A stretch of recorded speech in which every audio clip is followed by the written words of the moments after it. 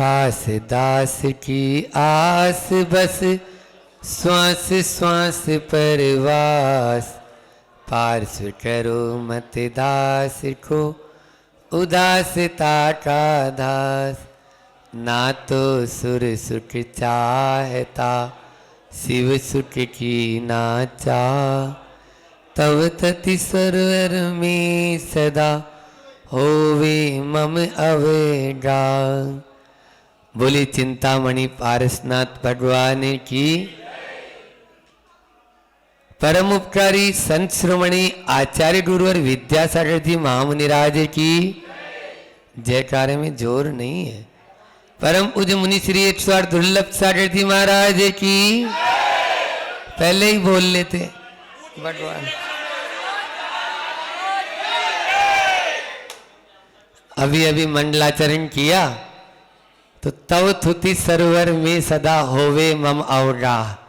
आप लोग भीम कुंड में डुबकी लगाते हैं और हम लोग भगवान के नामोच्चारण में डुबकी लगाते हैं। इतना ही अंतर है और कुछ अंतर नहीं है। भले ही भीम कुंड के ऊपर बैठे हुए हैं लेकिन डुबकी काय में लगा रहे हैं। तव थुति सरोवर में सदा होवे मम अवगा। उत्तर उसी में है। मंडलाचरण में ही प्रश्नकर्ता का उत्तर मिल गया तो हमें आगे के प्रवचन की जरूरत तो है नहीं। अब बोलो, आपने प्रश्न बोला था कि आप कैसे यानी बैठ जाते हैं, तो वो उत्तर ही है कि आप जब प्रभु के पास रहेंगे तो प्रभु के दास रहेंगे तो आपको समय का पता नहीं लगेगा। कितनी देर बैठे हैं, कब बैठे हैं, कुछ पता नहीं। और फिर आपके यहाँ तो प्रकृति ने ऐसी सौगात दी है, मेरे हिसाब से शायद अन्यत्र ऐसा नहीं। हजारों एसी लगा देंगे तो भी ऐसा टेम्परेचर मेंटेन नहीं होगा जैसा भीम कुंड में टेम्परेचर है। 18-19 डिग्री टेम्परेचर किसको कहते हैं? हमारे जैसे पतले दुबले तो बिल्कुल हिलने ही लग जाते हैं। महाराज जी के तो थोड़ा सा यानी जो है ना गर्म प्रकृति है, लेकिन हमारी शीत प्रकृति है। तो कल फिर बाद में हल्का सा धूप में बैठना पड़ा जहाँ धूप आ रही थी कि हाँ यहाँ जैसे सर्दी के मौसम में आप लोग धूप का सेवन करते हो तो भैया थोड़ा सा इधर बैठ जाओ तो यहाँ धूप अच्छी लगेगी। ऐसा वहां पर टेम्परेचर है। वो किसी के द्वारा बनाया हुआ नहीं है, कोई कृत्रिम या आर्टिफिशियल नहीं है। मोदी जी भी बनाना चाहेंगे तो नहीं बन पाएगा। हाँ, वहां बोल रहे थे अभी कल ही एक व्यक्ति कि अपन यहाँ पर थोड़ा सा वो पानी वानी की फुहार छोड़ दे तो हल्का सा ठंडा, जैसे ब्याह शादी में होता है ना, तो आप लोगों के लिए ठंडक हो जाएगी। मैंने बोला भैया हम कुछ नहीं जानते हैं, शादी ब्याह में होता है ना, या पंच कल्याणकों में भी आजकल पाइप के माध्यम से होता रहता है, लेकिन यहाँ तो थोड़े से बस चलने की जरूरत है। आप उस कुंड में पहुंच जाएं। ऐसे उस भीम कुंड पर साधना का एक अलग ही आनंद। और दिन में तो यात्री आते रहते हैं, रात्रि में कुछ नहीं, कोई नहीं, केवल मात्र साधक और अपने लक्ष्य को ध्यान में रखकर वह साधना करे तो निश्चित रूप से बहुत ही उसमें आनंद की प्राप्ति होती है। हो अर्ध निशा का सन्नाटा, वन में वनचारी चरते हैं और तब शांत निराकुल मानस तुम तत्वों का चिंतन करते हो, तत्वों का चिंतन करते हो।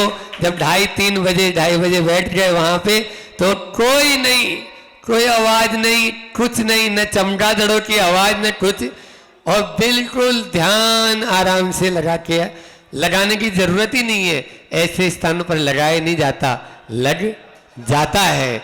लगाने में और लगने में बहुत अंतर है।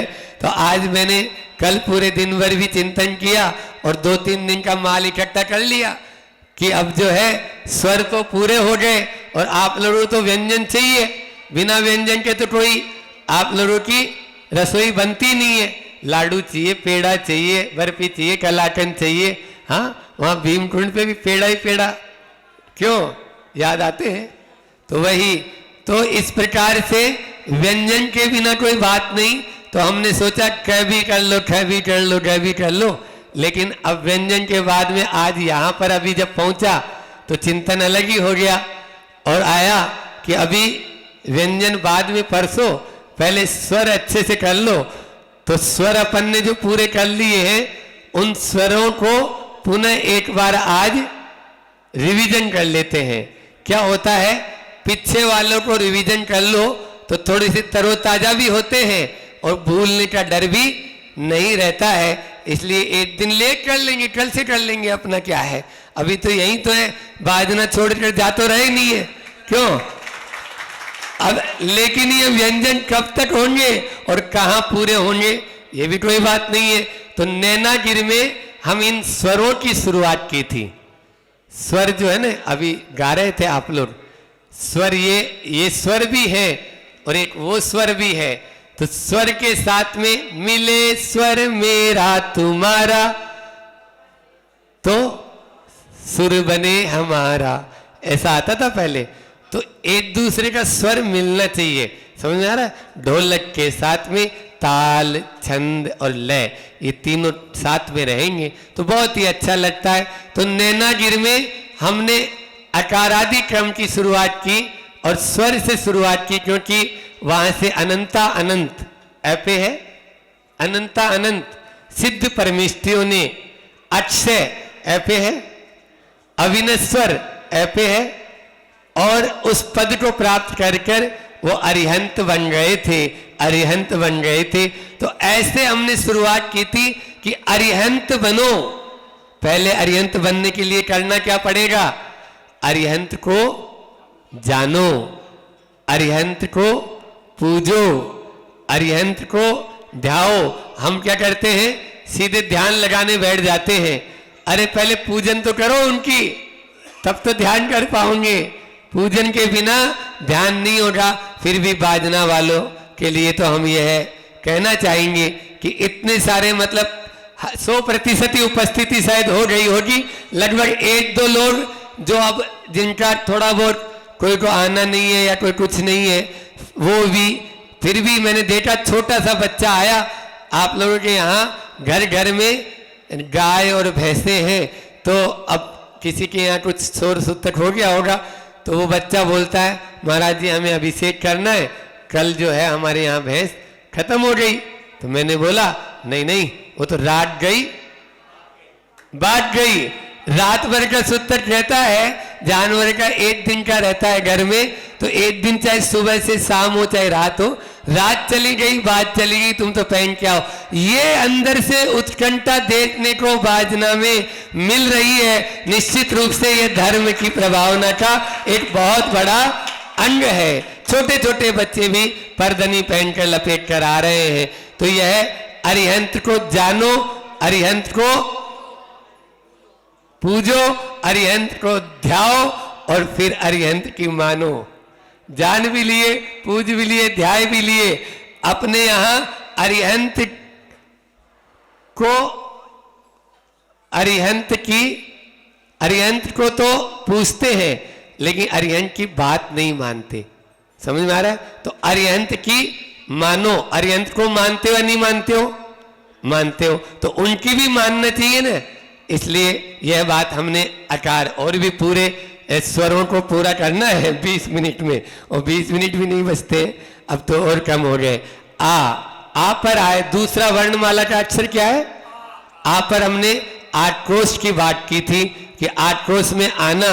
देखो ये पूरी क्रीम मिल रही है। आप लोग भले ही 13 दिन 14 दिन प्रवचन में नहीं बैठे हो, लेकिन आज आपको 14 दिन के प्रवचनों का पूरा सार मिल रहा है ना, एक नजर में। जैसे अंतिम समाचार आते हैं ना, पूरे समाचार छूट गए, अब समाचार अंतिम पहले आता था एक नजर में। तो एक नजर में आप लोगों को बताया जा रहा है आक्रोश में आना और आक्रोश में रहना, आक्रोश दिलाना और आक्रोश सहना।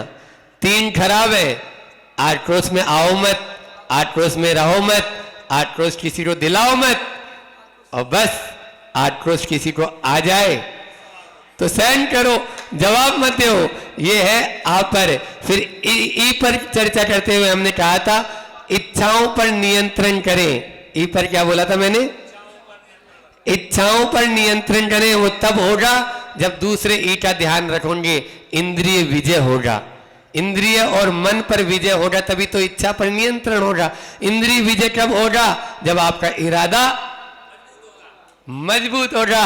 और इरादा मजबूत कब होगा? जब आप इतिहास को जानेंगे। इस प्रकार से 4 ई की चर्चा की थी। फिर बड़ी ई, उस पर ईर्ष्या।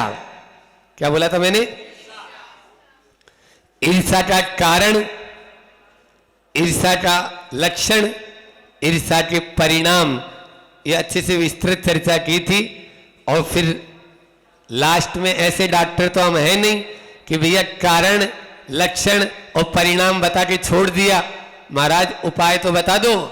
तो ईर्ष्या से बचने के उपाय, ईर्ष्या किस कारण से होती है, ईर्ष्या के लक्षण क्या है, ईर्ष्या के परिणाम क्या है और ईर्ष्या के बचने के उपाय क्या है। मैंने उस दिन नहीं कहा था लेकिन आज बता देता हूं। किसी शायर ने कहा है कि परेशान करने वालों को, परेशान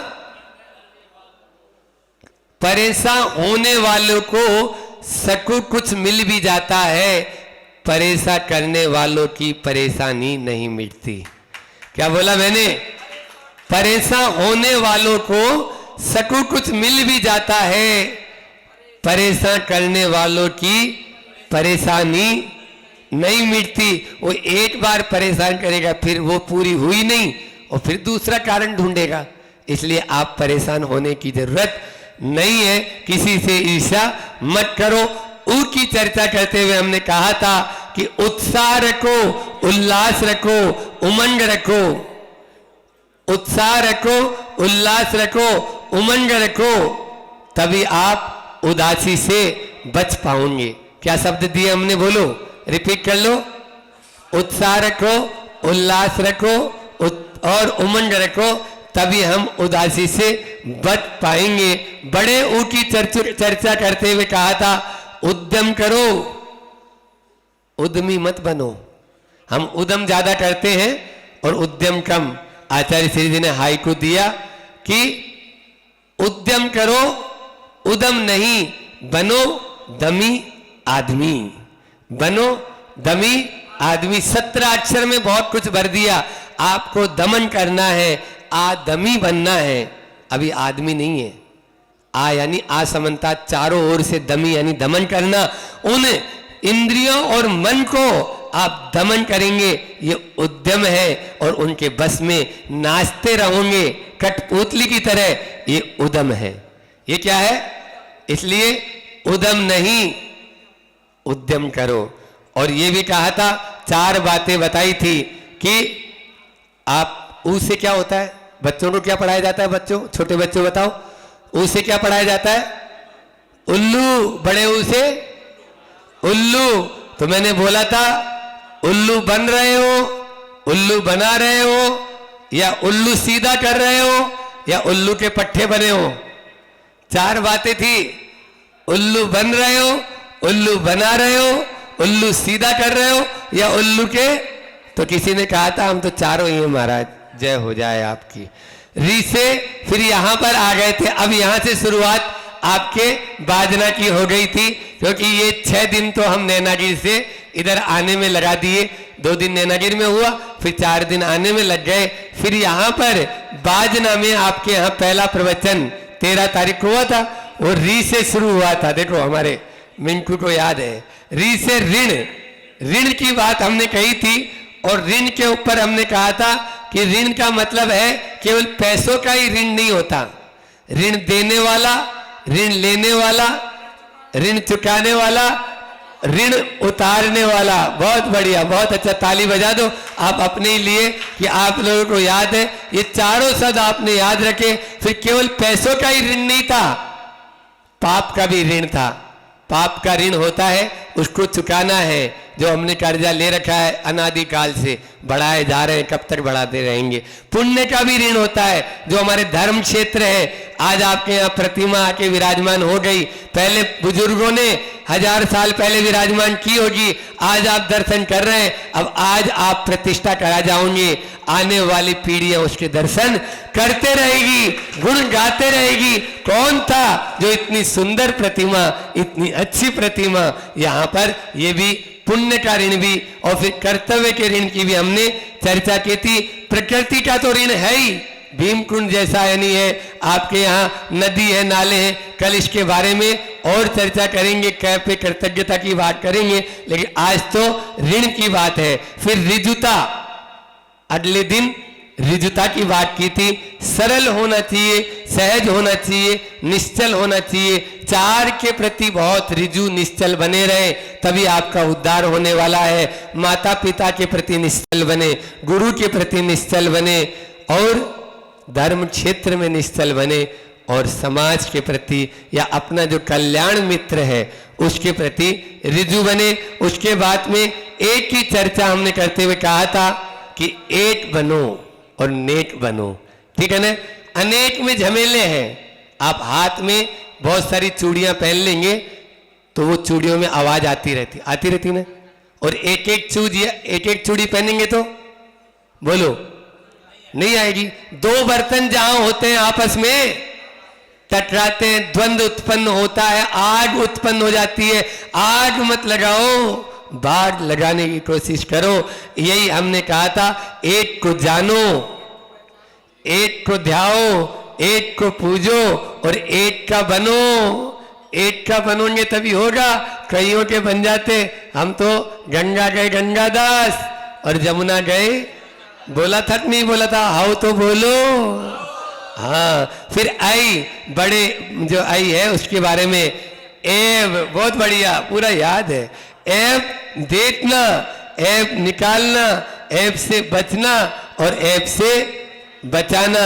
दूसरों के एब देखने में हम माहिर हैं, उससे बचना है। तो एब मत देखो, एब निकालो मत, ऐप से बचना है स्वयं को और दूसरों को भी ऐप से बचाना है। ओज की चर्चा करते हुए हमने कहा था, बोलो कोई बताएगा कौन से शब्द? ओज। हाँ बहुत बढ़िया, ओज। ओज के बारे में हमने कहा था कि ओजस्वी, चार शब्द बताओ। ओजस्वी वाणी हो, ओजस्वी विचार हो, ओजस्वी व्यवहार हो, तभी तो ओजस्वी व्यक्तित्व बनेगा। आपको देखकर हर कोई आपसे शिक्षा ग्रहण करेगा, अन्यथा ओजस्वी कैसे आएगा? ये कोई बाजार में नहीं मिलता। हाँ, कि जाकर आप बल्लू भैया की दुकान पर बोल दो या मिंकू भैया को बोलो कि भैया आधा किलो ओज लेते आना, आधा किलो ओरा लेते आना। ओ से ओरा भी बोला था मैंने। तो इस प्रकार से ये बाजार में मिलने वाली चीज नहीं, हमारी भीतर की भी जितनी विशुद्धि होगी उतना ही हमारे अंदर से ओज और ओरा टपकेगा। फिर औ की चर्चा करते हुए हमने कहा था, एक बात और बताई थी ओज पे। ओज पे हमने मूक माटी की कुछ पंक्तियां बोली थी, बोलो किसी को याद है? दोबारा देखो, अच्छी चीज को बार बार पढ़ो। मूक माटी में तो हर चीज बहुत ही पूरी अच्छी अच्छी आचार्य लाइन लिखी है। कांति युक्त और कांति मुक्त बोला था। आप फेशियल क्रीम पाउडर, हाँ फेयर एंड लवली, कौन कौन सी लवली पता नहीं, ये लगाओगे इससे गोरे होने वाले नहीं है। वो राजीव दीक्षित बोलता है कि यदि फेयर एंड लवली लगाने से ही गोरे हो जाए, पहले बात तो वो नॉन वेज है शुद्ध, और वो यदि आप अपने मुंह पे पोत रहे हो तो भैंस का बछड़े को तो हम लगाते लगाते साल भर हो गया, आज तक काले से सफेद नहीं हुआ।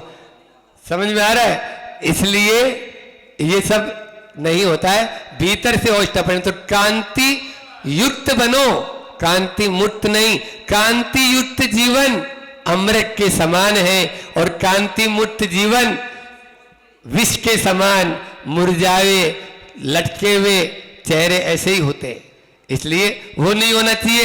और दूसरी बात, जो विष है वो मार देता है। तो कांति युक्त जीवन शिव के समान है, तो कांति मुक्त जीवन शव के समान। शव को जलाना होता है और शिव को जगाना होता है। अपने भीतर के शिव को जगाओ, ये बात कही थी ओ के दिन। फिर औ, दूसरा बड़ा औ का मतलब होता है औचित्य। औचित्य के ऊपर बात करते हुए हमने कहा कि औचित्य यानी प्रसंग, प्रसंग को समझे। और प्रसंग में भी हमने कहा था प्रवचन सार की बात करते हुए कि समय के अनुसार जो नहीं चलता, समय उसको चलता बना देता है। समय के अनुसार जो नहीं चलता, समय उसको चलता बना देता है। महाराज हम तो समय के अनुसार ही तो चल रहे हैं, इसीलिए तो मोबाइल, इसीलिए तो इंटरनेट, इसीलिए तो मिक्सी, इसीलिए तो फ्रिज, इसीलिए तो यंत्र, इसीलिए तो इंडक्शन, हाँ, इन सब को काम में ले रहे। ध्यान रखना, ये वाला समय नहीं। समय का मैंने कहा था, समय का मतलब होता है, 4 बताए थे। समय का मतलब काल, समय का मतलब आत्मा, समय का मतलब शास्त्र आगम, और समय का मतलब जमाना। कैसा जमाना आ गया, ठीक है ना? ये बदलना होगा। निश्चित रूप से अपन सब वापस वहीं पहुंच जाएंगे जो हमारे पुराने दादा परदादा जहां पर आनंद से रहते थे। प्रातः काल अपनी दिनचर्या की शुरुआत करते थे और अंतों के समय अपना सब कुछ अंत हो जाता था। और ऐसे अंत, कल लास्ट में बोला था, अंग के बारे में 4 बात क्या कही थी कि पालन करो अंगों का, प्रदर्शन मत करो अंगों का। अब तो लो अंगड़ाई, तभी तो खूब अंग, क्या अंग तोड़ मेहनत करो मेरे भाई। इतना ही रखते हैं। इस प्रकार से इन विगत 13-14 दिन में अपन ने स्वर पूरे कर लिए। कल अपन बात करेंगे व्यंजन की। अच्छे अच्छे व्यंजन मिलेंगे, ध्यान रखना। ये छोटे छोटे से अक्षर नहीं है। मैंने एक बार पहले भी कहा था कि रद्दी समझकर आपने फेंका था जिसे, रद्दी समझकर आपने फेंका था जिसे, उसी किताब ने मुझे जीना सिखा दिया, उसी किताब ने मुझे जीना सिखा दिया। इसलिए इन एक एक अक्षर को लेकर भी अपन जीवन जीने की अद्भुत कला सीख सकते हैं। उसी कला के लिए अपन कल से व्यंजन की शुरुआत करेंगे, और इसी भावना के साथ में कि हमारे जीवन में धीरे धीरे ही सही लेकिन परिवर्तन आए। घुटनों के बल चलते चलते पांव खड़े हो जाते हैं, और छोटे छोटे नियम ही एक दिन बहुत बड़े हो जाते हैं। बोलिए अहिंसा परमो धर्म की। आचार्य गुरुवर विद्यासागर जी महामुनि राज की।